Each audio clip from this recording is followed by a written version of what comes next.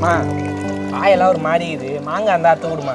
இருடா உங்கள் அத்தை பசங்க வேறு வந்திருக்காங்களே மாங்காய் கிடையாது இல்லைன்னு வேணா அவங்க தெரியாமல் அத்தரேன் சாப்பிடுன்னு. சரிம்மா சரிம்மா.